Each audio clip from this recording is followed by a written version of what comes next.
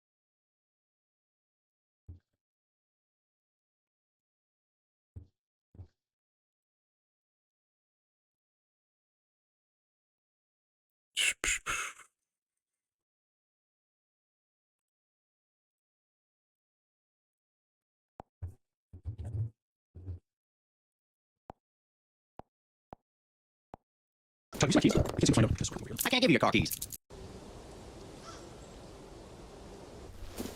Tug, have you seen my keys? can't seem to find them. I could have swore I put them over here. What the hell? I can't give you your car keys. I know you're going to Disneyland to stuff your face again, and I can't let that happen.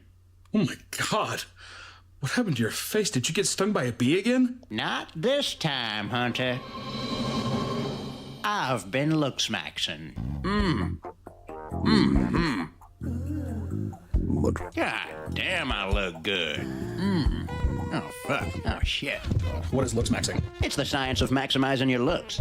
The only social currency is physical beauty, and right now, you're broke. Tell him, Clav. Yeah, so you have prey eyes, negative Canthal tilt, and too much fat in your face, giving you the appearance of a French bulldog. Oh my God, seriously? You couldn't mog anyone in your condition. Yeah, well, at least I don't have giant testicles growing out of my neck. I've been nutmaxing. It's an evolutionary peacocking method for picking up girls. Oh, damn. I should try that. Whatever, man. I don't have to listen to you guys, okay? My friends say it's not about what's on the outside, it's about what's on the inside. I mean, they're some of the most well-adjusted people I know. What's taking so long? If we don't hurry, Disney's gonna run out of mobility scooters. Who in the hell are you guys? We're the plus-size park hoppers. We range from 2x to 5x. I've never seen Foyd's fat max at this level before. I'm disgusted. You know, we go to Disney World to see if we can fit on the rides. I mean, we never can, but maybe one day they'll make the rides bigger for us. It's fun to dream. Look, girls, I fit on this ride. Whippy! Oh, yeah! That's awesome. I still can't fit on that. Get out of my chair, piggy. No, Tugboat! You can't say that about her. Bad! Don't worry, Tug. She'll get out of your chair once she realizes she's being mobbed. Mug? I love that root beer. Oh my God, it's my favorite. My doctor said my blood is 80% root beer. That's exciting. No, I said I'm mogging you. Yeah, he's frame mogging and status mogging you. Can't you feel it? Yeah, can't you feel it? I can hear my heartbeat when it's quiet. Oh my God, me too. I said I'm mogging you. I said I'm mogging you! Oh my God! Are you okay? Oh boy, Clav hit a woman again. Tugboat, get this guy out of here. She just hit my friend. Just give him a minute. He's bone smashing. It'll help lower his cortisol levels. What's wrong, little boy? You didn't care that I was mogging you. You should be jealous of my looks, but you don't care. Why did I change if even girth-maxing millennials don't care about my looks? Why are you trying to change for others? You should never change for anyone. The world should have to change for you. What? Based. The world should change for me? Yeah. When you outgrow the world, you make the world grow for you. I mean, I think that we can at least change ourselves a little bit, right? I mean, we don't have to just stay like this forever. I'd rather die than change who I am. They should change for me. That's right. Let's make the world change for us with a hug. What do you say? What's a hug? Is that some new biohacking protocol? No, silly. It's the beginning of the ascension. Listen, Tug, I'm gonna start losing some weight because this is a bit too much. Yeah, I might have gone a bit too far with these surgeries. Oh man, my face hurts. Oh. Yeah. Well, at least I think we learned a valuable lesson today. That There we go. Get in there. Yeah. Oh. Yay! You did it, Stephanie!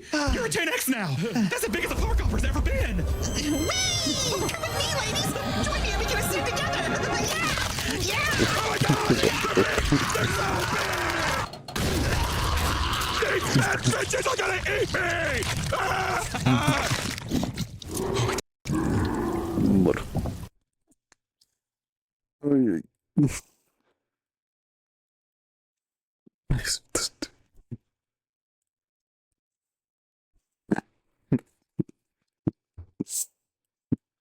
No.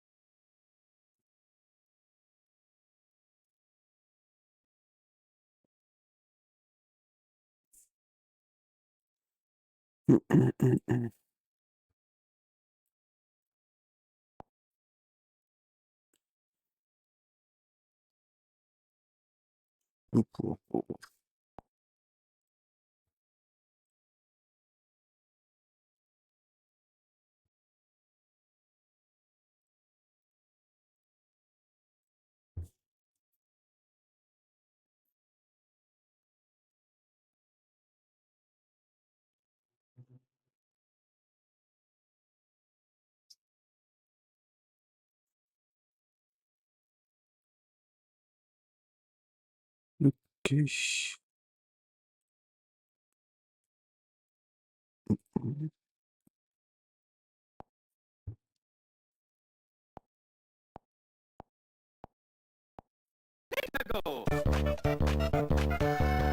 This is 3Beans, a new low-level 3DS emulator that I've been working on for a while. If you're wondering what makes it different from a typical 3DS emulator, it basically boils down to this. Yep, that's the entire 3DS OS running on there, but let me try to explain better. Usually when it comes to 3DS emulation, the approach is more or less to make a custom operating system within the emulator. When a game calls an OS function, the emulator intercepts that and runs its own version, avoiding the overhead of stepping through machine code and mimicking the hardware it uses. To put it more abstractly, instead of emulating a game and an OS, it's only emulating the game, which is much better for performance. This technique is known as high-level emulation, and it's used for pretty much any modern system. While high-level is cool and all, it kind of skips over a lot of the 3DS hardware and experience. And personally, I'm more interested in making hardware out of code rather than writing my own OS. So 3Beans starts right at the boot ROMs and does everything a real console would do to set itself up and load into the home menu. Or maybe something else. If you've got bare metal homebrew like God Mode 9 installed, that's the nice thing about low-level emulation. It can support anything that runs on original hardware, not just programs designed to run within the 3DS OS. You can even use things like Luma 3DS, a custom firmware with all sorts of goodies like built-in screenshots, cheat code support, game modding with layered FS, and more. And if you want to run Userland homebrew, you can inject the launcher into any app or use a dedicated forwarder. Now, you might be wondering how to set all of this up. It's not quite as simple as a high-level emulator, since you need to provide dumps of the OS stuff as well, but I hope it's not too bad. To start, you need a physical modded 3DS,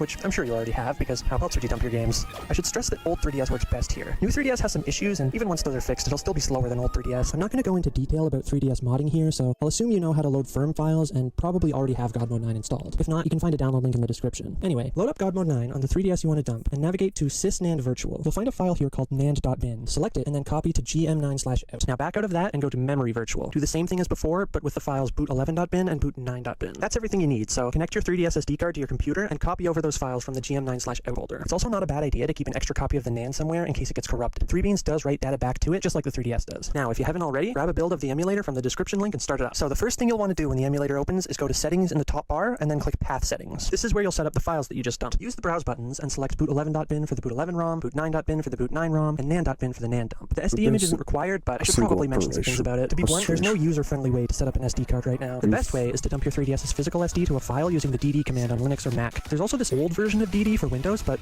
who knows if that still works. Another option is to use the pre-made images linked in the description. In that case, you might need a way to transfer files to the SD. On Linux or Mac, you can simply mount the image as a drive, and on Windows, I've heard that you can use a tool called OSF now. Sorry, Windows users. I haven't used your OS in ages, so I really don't know how to do stuff there. Anyway, with the file set up, the emulator should be good to go. But before that, let's take a quick look at the input bindings. These are the default keyboard controls, but you can remap them and even use a controller if one is connected. Once you're happy with that, you can start the emulator. There are two ways to do this. The first is in the system menu, where you can simply start without a cartridge. If you have a cart ROM, you can load it through the file menu, which will also start emulation. It's important that your ROMs are encrypted, since that's what the OS expects. I think high-level emulators prefer decrypted, so you might have to redump your games. I'm going to boot with Ocarina of Time 3D inserted, since it's a classic for 3DS emulation. You might get the menu, which will also start emulation. It's important that your ROMs are encrypted, since that's what the OS expects. I think high-level emulators prefer decrypted, so you might have to redump your game. Oh man. Anyway. I'm going to boot with Ocarina of Time 3D inserted, since it's a classic for 3DS emulation. You might get the Luma settings menu popping up if you have a newer version installed. That's not an issue on your end. You can just select save and exit. Now, if everything went well, you should eventually be greeted with the home menu of your dumped 3DS. You'll probably find that it's pretty slow with the default settings, though. These defaults are the most accurate and compatible. At least, that's the idea. In practice, there are cases where the opposite is true, or a mix of settings works best. You know how it is. So, let's take a look at the GPU settings. The first thing you can do is turn on threading. This might cause issues in a few cases, but usually it's free performance. Next, you can switch the renderer to OpenGL if your hardware supports it. This can be a huge boost over software, and it gets even better if you also switch the shader to GLSL JIT. The JIT can cause stutters when it's first recompiling, but that's usually only a handful of times per game, and it should be fine after that. That's all the GPU settings for now, but you might still be struggling for performance. On the main emulator thread, it's still interpreting 2 to 4 ARM11 CPUs, an ARM9 CPU, and a cursed DSP with an architecture called Teak. The DSP is hard to emulate efficiently, so it's usually better to use a high-level implementation. Now, I know what you're thinking. I thought this was a low-level emulator, and it is, but if you need performance, the high-level DSP is pretty compatible and doesn't really take away any OS functionality. Honestly, it's more compatible in some ways. The interpreter has a nasty bug affecting audio streams that I still haven't pinned down. You can switch between interpreter and HLE with the DSP backend setting. Unlike the GPU settings, it can't be swapped on the fly. It's best to reset the emulator when changing it. Hopefully with all of that, you're starting to get somewhat usable frame rates. If not, don't be too surprised. Low-level 3DS emulation is incredibly intensive, and there's still plenty of optimization I can do. Even though some things run well enough on my M4 MacBook, that's a very powerful machine.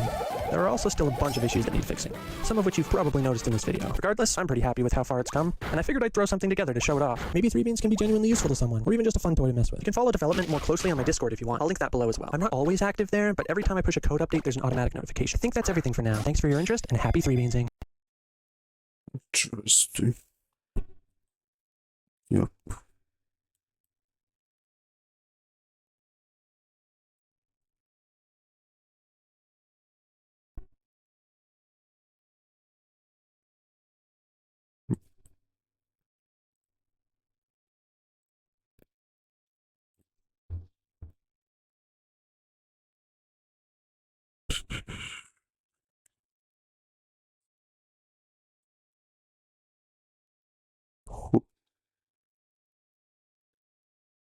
Whatever.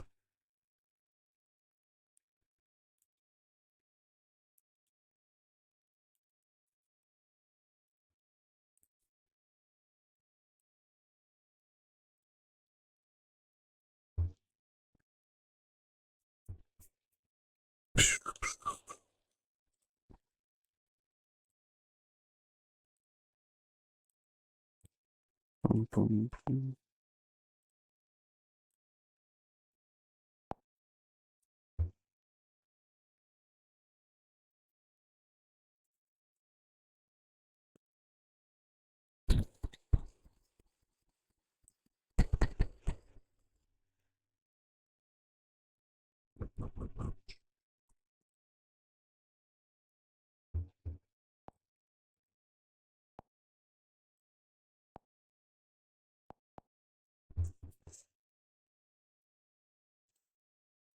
Okay.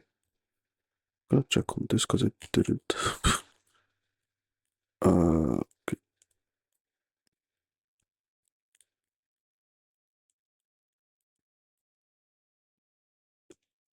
Gotta double check those links as well.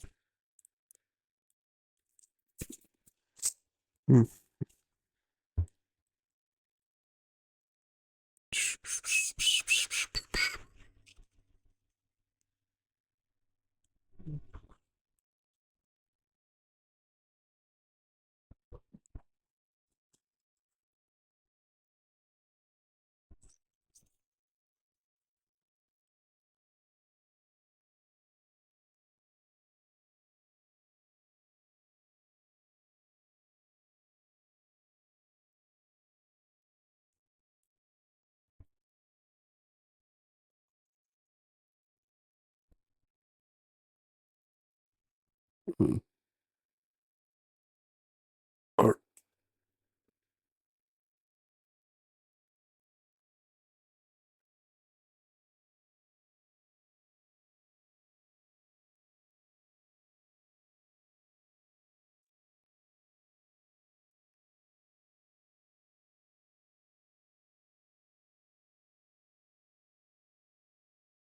oh, it's broken 5 hours only.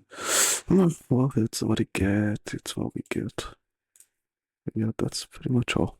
Oh, hold on. Let me better check on this.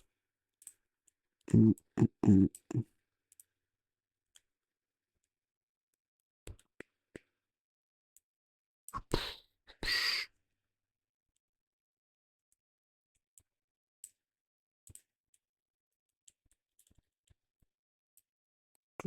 Mm, mm. Yeah, title change.